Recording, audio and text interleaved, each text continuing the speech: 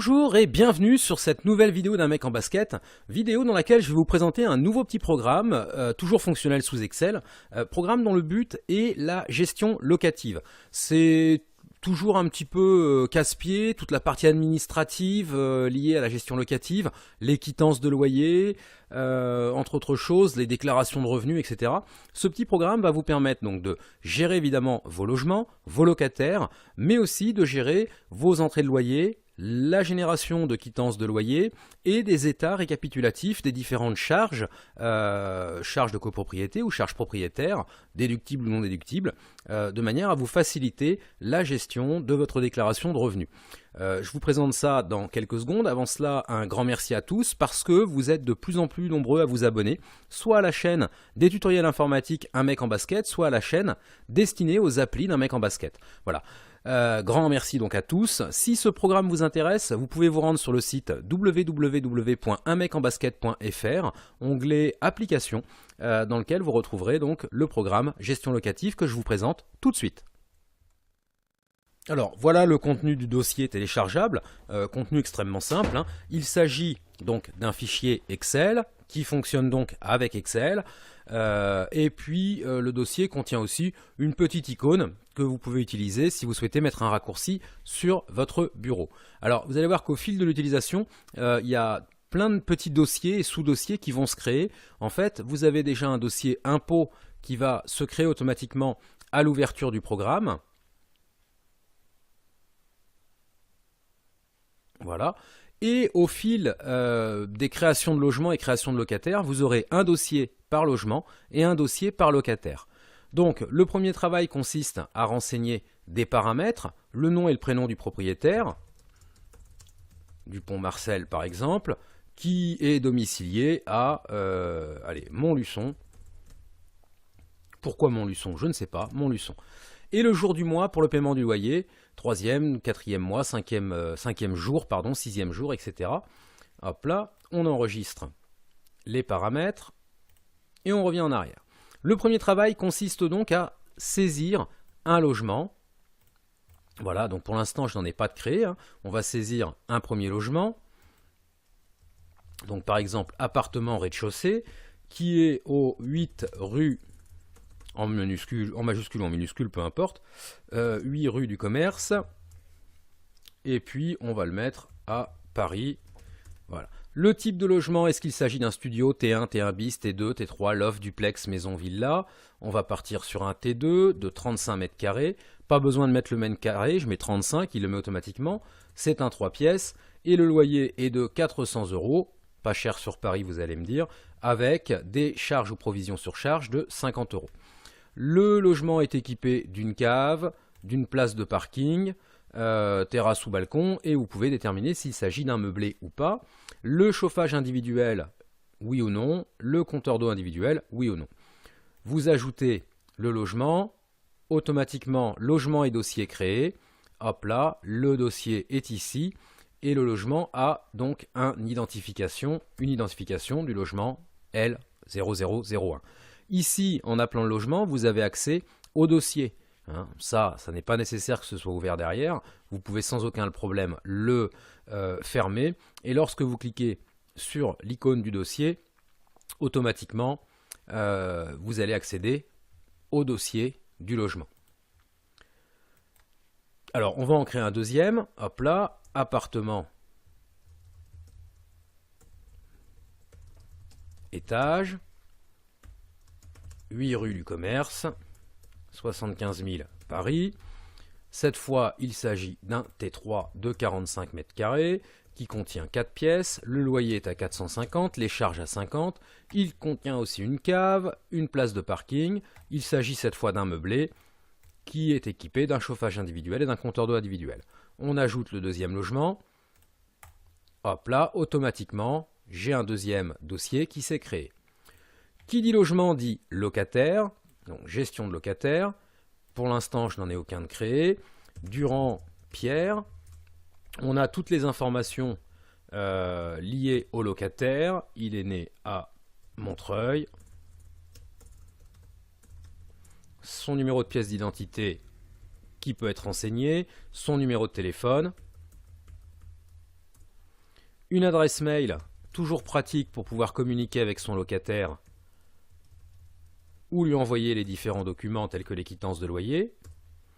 Et on va lui attribuer un logement, l'appartement du rez-de-chaussée par exemple.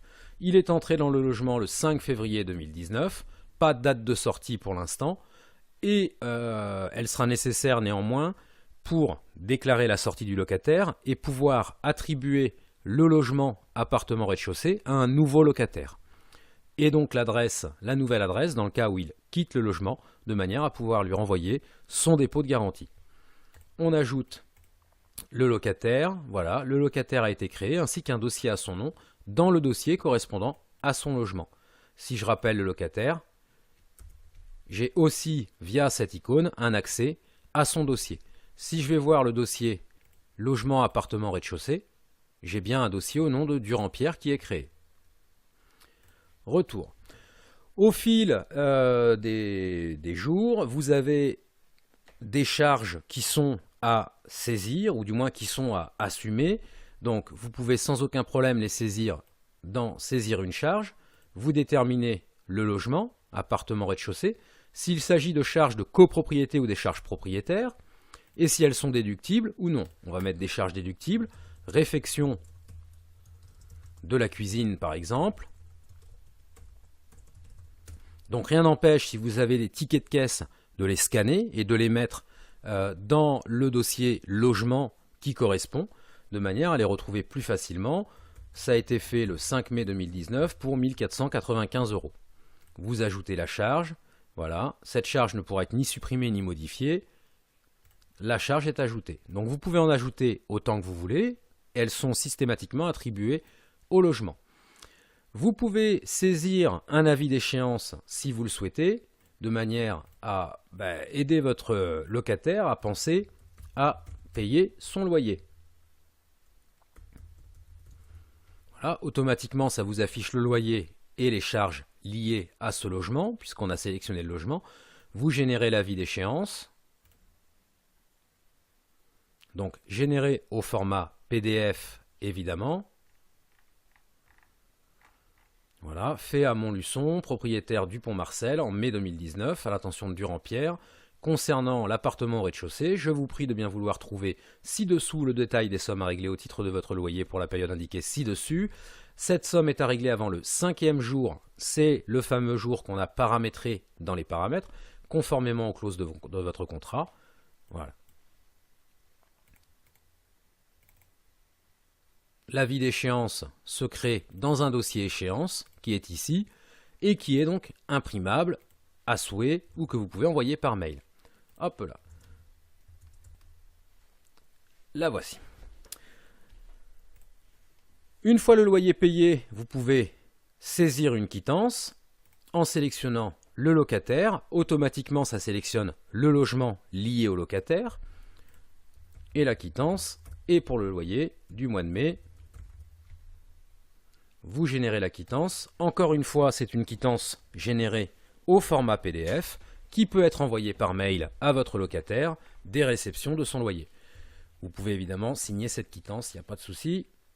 Les quittances sont elles aussi sauvegardées dans le dossier logement, dans le dossier du locataire, dans un sous-dossier quittance que voici.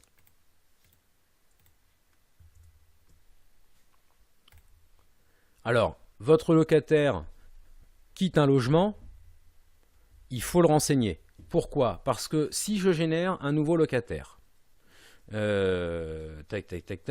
Giver Mac. Lieu de naissance, Rony Sous-Bois, une pièce d'identité, un numéro de téléphone, il n'a pas d'adresse mail. Si je lui attribue ce logement-là, on va mettre une date d'entrée au 2 mai 2019. Ce logement n'est pas vacant. Il est actuellement occupé par Durand-Pierre. Si le logement a été libéré, vous devez renseigner une date de sortie pour le précédent locataire. Donc dès lors que vous voulez réattribuer le logement, il faut au préalable indiquer une date de sortie à votre locataire précédent. Ne pas ajouter, mais modifier évidemment. Voilà, Durand-Pierre a quitté le logement. On peut donc, sans aucun problème, réattribuer le logement à un nouveau locataire. Là, il n'y aura pas de souci, il n'y aura pas de blocage. Et au final, donc, les documents qui nous intéressent, les récapitulatifs impôts. Donc, pour l'année d'activité 2019, on peut sélectionner un logement ou l'avoir pour l'ensemble des logements.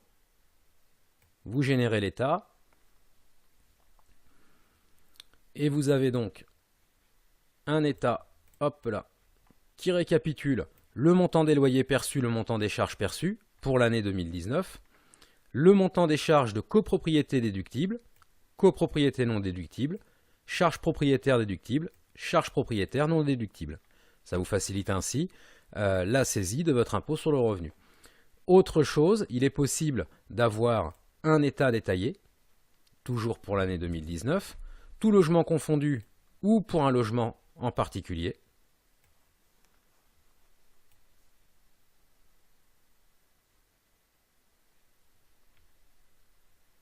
Et donc, j'ai demandé un état détaillé parce qu'il détaille charges de copropriété, charges de propriété, déductibles, non déductibles. Donc là, il génère les différents états. Vous voyez, il y en a un quatrième qui va arriver, qui est peut-être déjà là d'ailleurs, non, il est encore en train de les mouliner. Et donc, ce récapitulatif me permet de savoir pour 2019, voilà le quatrième, pour l'appartement du rez-de-chaussée, charges de propriétaire, déductibles, réfection de la cuisine, la date, le montant. Toutes ces récaps sont automatiquement sauvegardées dans le dossier du logement. Si j'avais demandé, hop là, un état global, toutes mes charges apparaîtraient voilà, sur un seul et unique état. Tous ces documents sont évidemment, j'insiste, sauvegardés dans les différents dossiers. Vous voyez le dossier impôt par exemple. Eh bien, j'ai toutes mes charges. Charges de copropriété déductible, copropriété non déductible, propriétaire déductible, propriétaire non déductible, le récapitulatif des revenus et charges pour l'appartement du rez-de-chaussée et les charges globales pour l'appartement du rez-de-chaussée.